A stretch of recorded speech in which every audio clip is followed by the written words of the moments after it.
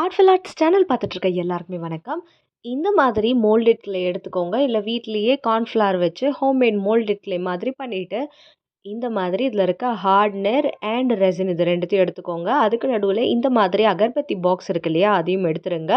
இப்போ நம்ம என்ன பண்ண போறோம்னா, இந்த ஹார்ட்னர் அண்ட் ரெசின் இது 2த்தையுமே ஈக்குவல் அமௌண்ட் இந்த மாதிரி எடுத்துட்டு, இது 2த்தையும் நம்ம என்ன பண்ண போறோம்னா, நல்லா மிக்ஸ் பண்ணி இந்த மாதிரி அழகா நம்ம எடுத்துக்க போறோம். நெக்ஸ்ட் அப்படியே சப்பாத்திக்கு மாவு திரட்டுற மாதிரி நம்ம இதில இந்த பவுடர தெளிச்சுட்டு, அதுக்கப்புறமா ஸ்ப்ரிங்கிள் பண்ணிட்டு, அதுக்கப்புறமா இதில நம்ம அந்த மோல்டட் கிளே வச்சுட்டு, நம்ம சப்பாத்தி டவ் எப்படி திரட்டுவோமோ, அந்த மாரி நான் பென்சில் யூஸ் பண்ணியிருக்கேன். வேறு ஏதாவது டூல் இருந்ததுன்னா, நீங்க அத யூஸ் பண்ணிக்கோங்க.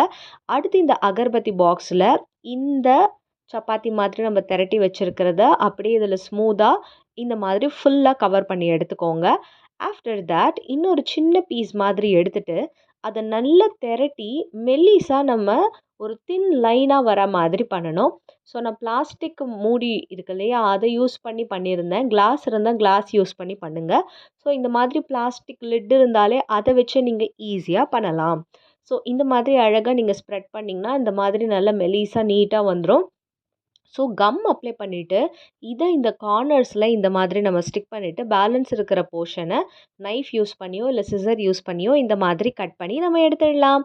அடுத்து நம்ம என்ன பண்ண போகிறோம்னா, இந்த மாதிரி கம்மை இப்படி சைடில் அப்ளை பண்ணிவிட்டு நீட்டாக இதே மாதிரியே நம்ம ப்ரிப்பேர் பண்ணி இந்த அகர்பத்தி பாக்ஸினுடைய அந்த கார்னர்ஸில் 4 கார்னர்லேயுமே இந்த மாதிரி தின்னாக ஒரு லைன் வர மாதிரி நம்ம யூஸ் பண்ணி முடிச்சிடலாம்.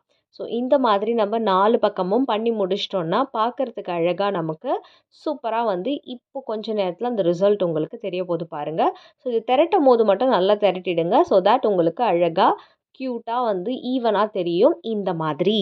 ஸோ இதெல்லாம் நல்லா ட்ரை ஆனதுக்கப்புறமா பென்சில் எடுத்து அதில் நான் வரைகிற மாதிரி ஈஸியாக நீங்களும் இப்படி வரைச்சிருங்க.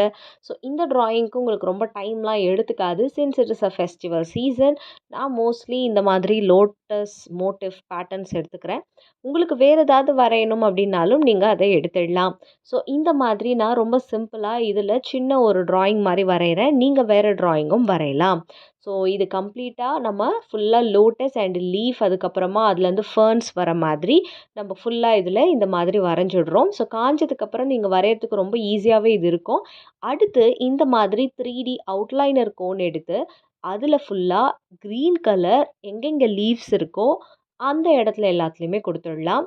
ஸோ லீவ்ஸ் இருக்கிற இடத்துல க்ரீன் கொடுத்துருங்க. அதுக்கு முன்னாடி இதை ஃபுல்லாக நீங்கள் ஒயிட்டில் பெயிண்ட் பண்ணிவிட்டு அதுக்கப்புறம் ட்ரா பண்ணலாம். பென்சிலோட மார்க் தெரியாத மாதிரி பெயிண்ட் பண்ணணும்.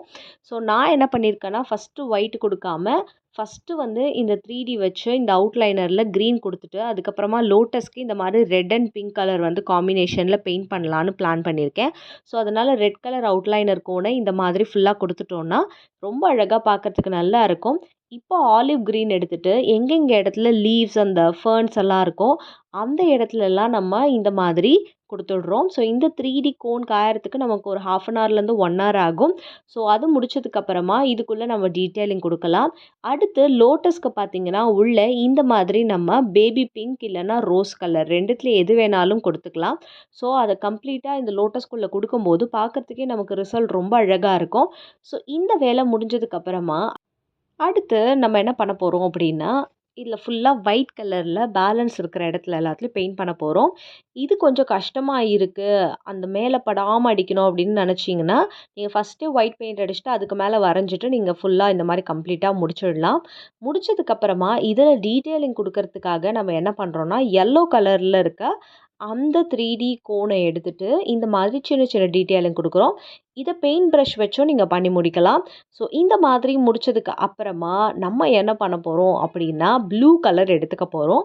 ஸோ ப்ளூ கலர் எடுத்துகிட்டு இந்த கார்னரில் நம்ம சின்ன சின்னதாக அந்த ரோல் பண்ணி கார்னர் கொடுத்தோம் இல்லையா, அதில் ஃபுல்லாக இந்த மாதிரி நம்ம ப்ளூ கலரை கொடுத்துட்றோம். ஸோ ப்ளூ கலர் கம்ப்ளீட்டாக கொடுத்ததுக்கப்புறமா இதோட பார்டர் முடிஞ்சாச்சு. இப்போது கோல்டன் கிளிட்டர் இருக்கு இல்லையா, அதை இந்த மாதிரி பார்டரில் கொடுக்கலாம். ப்ளஸ் கோல்டு பெயிண்ட்டை இந்த மாதிரி ஃபுல்லாக நீங்கள் பெயிண்ட் பண்ணி எடுத்துடணும். அந்த ஃபுல் கம்ப்ளீட் இருக்கிற எல்லாத்துலேயுமே பார்டர் மாதிரி நீங்கள் கொடுத்துட்டிங்கன்னா, இது பார்க்குறதுக்கே ரொம்ப அழகாக க்யூட்டாக உங்களுக்கு கிடச்சிடும். ஸோ இந்த மாதிரி நீங்கள் ஃபுல் பெயிண்ட் இது கோல்டு கொடுத்ததுக்கப்புறமா காய்ந்த மேரிகோல்டு இந்த மாதிரி சாமந்தி இருக்கு இல்லையா, அதை எடுத்துக்கோங்க. அந்த சாமந்தியை எடுத்துட்டு அதை என்ன பண்ணுறீங்கன்னா, சைட்ஸில் இங்கே ஃபெவிபாண்ட் அப்ளை பண்ணிவிட்டு அந்த சாமந்தியும் இதில் வந்து ஒட்டிடுங்க. ஸோ 3 சாமந்தி ஒரு பக்கத்தில் நம்ம இந்த மாதிரி காய்ந்த சாமந்தியை ஒட்டுறோம்.